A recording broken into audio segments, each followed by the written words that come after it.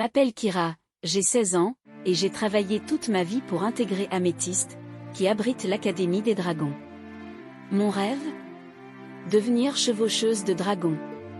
Petit problème, aucun dragon n'a été aperçu depuis plusieurs années. En débarquant sur le campus, je n'imaginais pas les dangers qui me menaçaient. Le cursus des créatures magiques est mortel. Au sens littéral du terme. Les élèves n'ont pas de limite.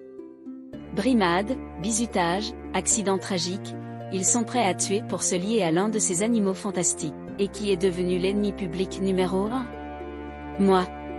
Sans Yorick, un garçon d'une intelligence remarquable, que j'ai rencontré au premier jour, et Elsa, une noble téchue, je n'aurais eu aucune chance de m'en sortir.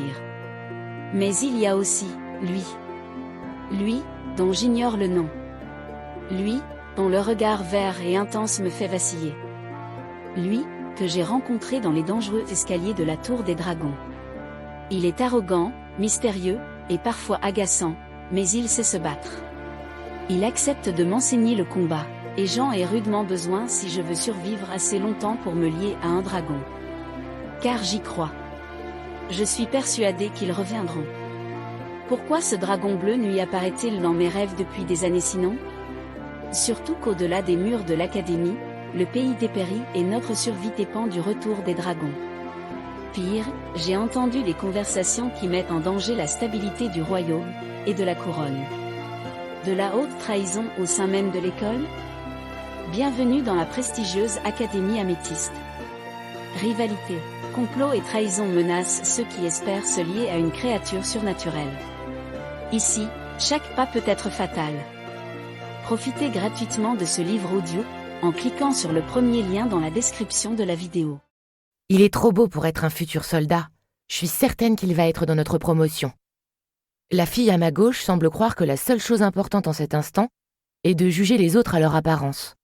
Il ne manquerait plus qu'elle pose le regard sur moi pour en conclure que je suis une moins que rien. Mais aujourd'hui, ça n'a pas d'importance. Elle pourrait me maudire sur 8 générations que ça me serait égal. Car j'ai réussi. Je suis dans les murs d'Améthyste, la plus prestigieuse école possible dans notre pays. Chut! Grogne un garçon à ma droite. Je tourne ma tête vers lui et il me fait une grimace que j'interprète par « Elles n'en ont pas marre de piailler sur des sujets aussi superficiels ?» Je lui souris, parce que la même idée m'a traversé l'esprit. Comment peut-on penser à ça quand on est au sein du hall gigantesque d'Améthyste? Des colonnes de pierre longent la pièce à notre gauche et notre droite. Le plafond voûté étincelle en raison des cristaux violets qui y sont incrustés. La lumière se reflète dessus et donne une ambiance magique à la pièce. Les proportions sont démesurées, absolument phénoménales. Tout ce que j'ai pu imaginer de cette école, tous les rêves que j'en ai faits, ne sont rien comparés à la réalité. Je suis à Améthyste. Yorick, lance le garçon à ma droite en tendant la main pour me saluer. Kira. Je serre ses doigts avec vigueur, ce qui semble le surprendre. Il masse sa main juste après et je me demande si je n'y suis pas allée un peu fort avec mon enthousiasme. Quelle division? Créature surnaturelle. Moi aussi. Oh, génial! C'est à nous qu'on adresse des chut à présent, et en rougissant, nous nous taisons tous les deux. La présidente de l'école s'avance sur l'estrade installée pour l'occasion. Arrivée au pupitre en bois où se trouvent 2 micros, elle se racle la gorge et observe l'assemblée. « Bienvenue à Améthyste », lance-t-elle. Des vivas et des applaudissements retentissent, si fort qu'ils donnent l'impression que nous venons de gagner une guerre. Avec un sourire satisfait, la présidente nous laisse exprimer notre joie. Un chignon impeccable retient ses cheveux gris à l'arrière de sa tête. Elle porte une robe verte et dorée, aux couleurs de sa spécialité, le lien avec les créatures surnaturelles. Ses yeux verts pétillent en ce début de journée, comme si elle était aussi excitée que nous à l'idée de commencer une nouvelle année. « Bien, je vous remercie. Calmez-vous. » Sa voix autoritaire retentit dans le micro et quelques instants plus tard, un silence total emplit la pièce. « Nous accueillons une nouvelle promotion. Je compte sur les anciens pour prendre soin de nos jeunes et leur enseigner les règles qui sont en vigueur à Améthyste. Aucune violence ne sera tolérée. Vous n'êtes pas ici pour vous entretuer. Son regard s'attarde sur les élèves massés dans un coin du premier rang, sur la gauche. Vous êtes ici pour apprendre, reprend-elle. Les compétences que vous forgerez dans notre académie seront utiles à toute la nation. Vos spécialités sont importantes pour notre pays, et vous avez la chance de vous trouver à Valène, la capitale de Célestria, là où vos dons seront les plus demandés. Hissé sur la pointe des pieds, je bois ses paroles et tente d'imprimer chaque mot de son discours dans ma tête pour me le répéter plus tard. Je compte sur vous pour briller. La cloche de l'immense tour de l'académie retentit et un nouveau sourire se dessine sur les lèvres de la présidente. Dispersez-vous et rejoignez vos classes. Employez votre temps à bon escient. Je veux vous voir vous améliorer tout au long de l'année. Elle frappe dans ses mains et aussitôt, les élèves des premiers rangs, plus âgés que moi, récupèrent leurs affaires en discutant comme si c'était un jour normal. Rien n'est normal pour moi en cet instant. Je suis à Valène, et pas n'importe où à Valène, à Améthyste. On a le même emploi du temps, j'imagine, demande le garçon à côté de moi. Yorick. Son prénom revient aussitôt à mon esprit. Je sors la feuille qu'on m'a remise la veille au soir quand je suis arrivée pour comparer nos journées. Ce n'est pas tout à fait la même chose, mais nous avons effectivement quelques cours en commun. On entre vite dans le vif du sujet, indiquai-je. Soins aux créatures surnaturelles. Il s'agit de l'intitulé de notre première heure de classe. Tu espères te lier avec quel animal ? Demandai-je tandis que nous nous noyons parmi le flot des élèves qui quittent le hall. Je fais de mon mieux pour rester concentrée sur Yorick et ne pas laisser mon esprit être envahi par l'abondance de détails autour de moi. Je repère les différents uniformes, les livres de classe que certains portent à la main, et je ne peux m'empêcher d'être intriguée par leur vie ici. Quel âge ont-ils ? Depuis combien de temps arpentent-ils ces couloirs ? Sont-ils destinés à devenir forgerons, soldats, tisserands ? Je ne sais pas. Yorick a l'air timide. J'hésite. Insister pourrait le mettre mal à l'aise, mais d'un autre côté, il a peut-être besoin que je m'obstine pour se sentir en droit de répondre. Tu sais comment le lien se crée ? J'opte pour un changement léger de sujet. Inutile de le presser dès le premier jour. C'est un sujet fantastique et non élucidé à ce jour, m'annonce-t-il alors avec enthousiasme. J'ai l'impression qu'il était un livre fermé qui vient de s'ouvrir. Il pousse la monture de ses lunettes rondes qui tombent de son nez pour les remonter, et ses yeux noisettes semblent plus grands et larges tout à coup.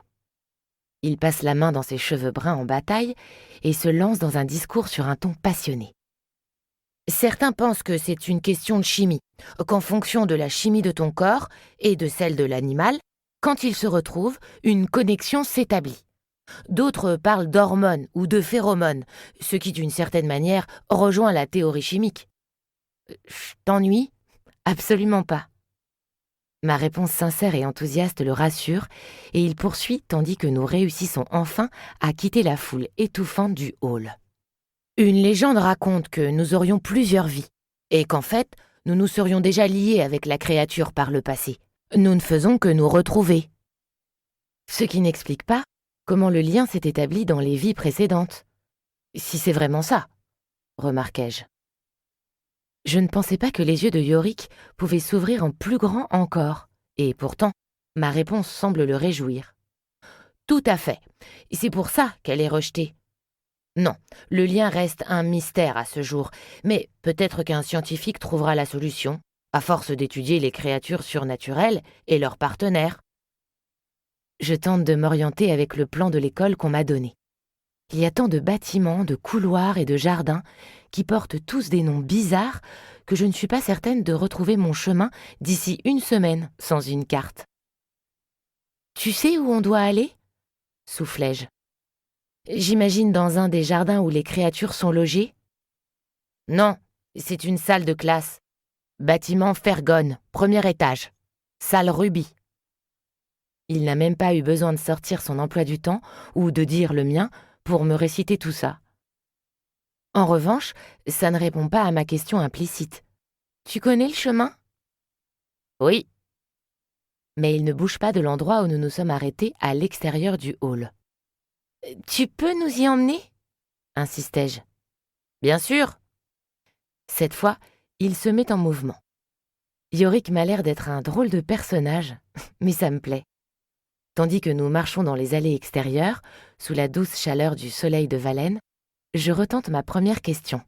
« Alors, un animal en tête ?»« Non. »« Une préférence ?»« Non. »« Pourquoi ?» Il soupire. « Je ne pense pas que je vais réussir à me lier avec un quelconque animal. » Après avoir froncé les sourcils, je cherche à comprendre. « Mais pourquoi t'es-tu inscrit dans cette spécialité si tu ne penses pas en être capable ?»« J'en ai envie, mais il y a une quantité de candidats. Et regarde-moi. » Il tourne les doigts d'une main vers son torse pour se désigner, et j'ai beau chercher ce que je dois comprendre, je ne saisis pas. « Je t'ai regardé. Quel est le problème ? » « Je ne suis pas un athlète. »« Parfait. Tu n'es pas en train de suivre un cursus pour devenir soldat d'élite. Il est connu que les créatures cherchent des partenaires forts. Je n'en ai pas l'allure. » J'imagine qu'il fait référence à sa légère bedaine, à sa taille, plutôt petite, et à son manque de muscles. Je n'avais jamais entendu une telle chose. Et tu as l'allure d'un garçon intelligent qui a accepté de me parler alors que je ne connais personne.